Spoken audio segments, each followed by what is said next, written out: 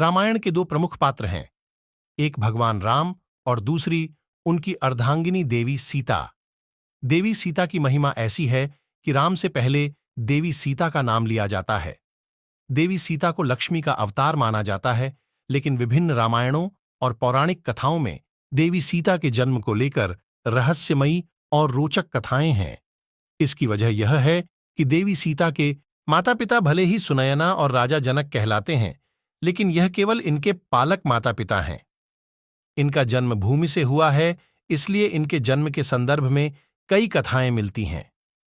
इनमें सबसे प्रचलित कथा वाल्मीकि रामायण की है। महर्षि वाल्मीकि ने अपने रामायण में लिखा है कि मिथिला राज्य में अकाल पड़ गया। आर्षियों ने राजा जनक से यज्ञ का आयोजन करने के लिए कहा ताकि वर्षा हो। यज्ञ की समाप्ति के अवसर पर राजा जनक अपने हाथों से हल लेकर खेत जोत रहे थे, तभी उनके हल का नुकीला भाग, जिसे सीत कहते हैं, किसी कठोर चीज से टकराया और हल वहीं अटक गया। जब उस स्थान को खोदा गया तो एक कलश प्राप्त हुआ जिसमें एक सुंदर कन्या खेल रही थी। राजा जनक ने उस कन्या को कलश से निकाला और उस कन्या को अपनी पुत्री बनाकर अपने साथ ले गए।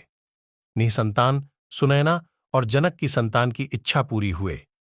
हल के सीत के टकराने से वह कलश मिला था जिससे सीता प्रकट हुई थीं, इसलिए कन्या का नाम सीता रखा गया। देवी सीता से संबंधित एक अन्य कथा का उल्लेख अद्भुत रामायण में मिलता है। इस रामायण में लिखा है कि रावण ने कहा था कि जब उसके हृदय में अपनी पुत्री से विवाह की इच्छा उत्पन्न हो तो उसकी पुत्री ही उसकी मृत्यु का कारण बने। इस संदर्भ में कथा का विस्तार इस तरह मिलता है कि गृत्समद नाम के आर्षि देवी लक्ष्मी को पुत्री रूप में पाने के लिए हर दिन मंत्रोच्चार के साथ कुश के अग्रभाग से एक कलश में दूध की बूंदें डालते थे।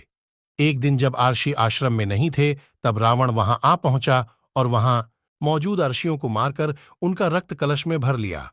इस कलश को रावण महल में लाकर छुपा दिया। मंदोदरी उस कलश को लेकर बहुत उत्सुक थी कि आखिर उसमें है क्या।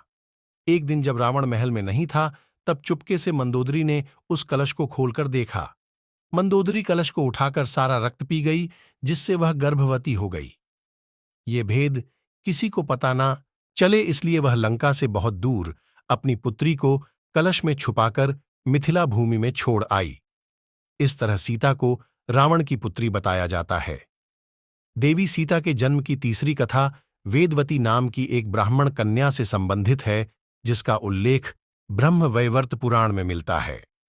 इस कथा में बताया गया है कि एक समय वेदवती भगवान विष्णु को पति रूप में पाने के लिए तपस्या कर रही थीं। हिमालय पर भ्रमण करते हुए रावण की नजर वेदवती पर गई और वह कामांध हो गया। रावण ने वेदवती का हाथ पकड़ लिया और जबरन संबंध बनाना चाहा, लेकिन वेदवती ने रावण से खुद को छुड़ा लिया और पर्वत से खाई में कूद गईं। मरते मरते वेदवती ने रावण को शाप दिया कि वह फिर से जन्म लेकर उसकी मृत्यु का कारण बनेगी।